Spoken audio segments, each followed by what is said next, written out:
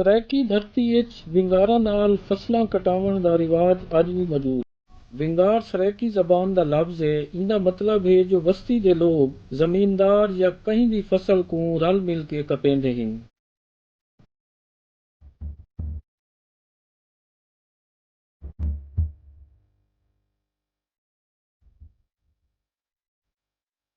ਉਹ ਵਕਤ ਸਾਡਾ ਜਿਹੜਾ ਬੜਾ ਪਿਆਰਾ ਵਕਤ ਆ ਸੀ, ਬੜਾ ਸੋਹਬਤ ਹੁੰਦੀ, ਬੜੀ ਸੋਹਬਤ। ਸਾਡਾ ਇਲਾਕਾ, ਸਾਡੀ ਬਸਤੀ, ਅਸਾਂ ਜੇ ਕੁਛ ਸਨਵਾ ਸਾਰੇ ਇਕੱਠੇ थी वेंदे।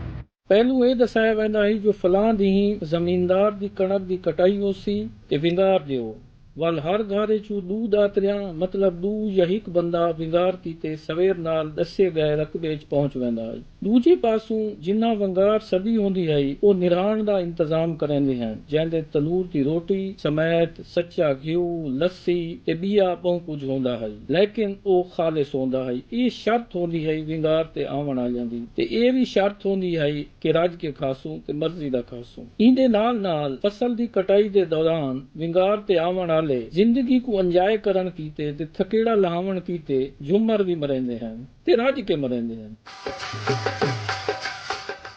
मरोल होंदी, झूमर होंदा, बड़ी रौनक लगी, बड़ी रौनक लगी। चार बंदे इकट्ठे थी वेंदे हन, झूमरा खेदे हन, खुश थींदे आसे।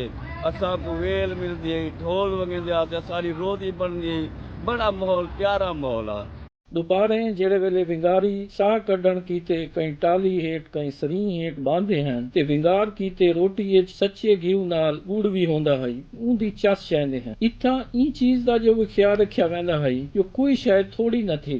ਵਿੰਗਾਰ ਨੂੰ ਸਰਾਇਕੀ ਵਿੱਚ ਇੱਕ ਰਸਮ ਦੇ ਤੌਰ ਤੇ ਵੀ ਮਨਾਇਆ ਵੈਂਦਾ ਹੈ। ਵਿੰਗਾਰ ਦੇ ਦੋ ਮਕਸਦ ਹੁੰਦੇ ਹਨ, ਇੱਕ ਤਾਂ ਫਸਲਾਂ ਦੀ ਜਲਦੀ ਕਟਾਈ, ਦੂਜੇ ਪਾਸੋਂ ਮਿਲ ਕੇ ਬਾਹਣ ਦਾ ਬਹਾਨਾ ਵੀ ਹੁੰਦਾ ਹੈ। ਵਿੰਗਾਰ ਦਾ ਇੱਕ ਇਹ ਵੀ ਮੁਸਬਤ ਪਹਿਲੂ ਹੈ ਜੋ ਇਹ ਮੌਕੇ ਤੇ ਦੋੜੇ ਟੱਪੇ ਗਾਵਣ ਨਾਲ ਇੱਕ ਦੂਜੇ ਦੀ ਖੁਸ਼ੀਆਂ 'ਚ ਸ਼ਾਮਿਲ ਥੀਵਣ ਦਾ ਮੌਕਾ ਵੀ ਹੁੰਦਾ ਹੈ। ਪਰ ਵਕਤ ਗੁਜ਼ਰਨ ਦੇ ਨਾਲ ਨਾਲ ਤੇ ਟੈਕਨੋਲੋਜੀ ਦੀ ਆਮਦ ਦੇ ਨਾਲ ਵਿੰਗਾਰ ਇੱਕ ਕਿੱਸਾ ਤੇ ਕਹਾਣੀ ਬਣ ਗਈ ਹੈ।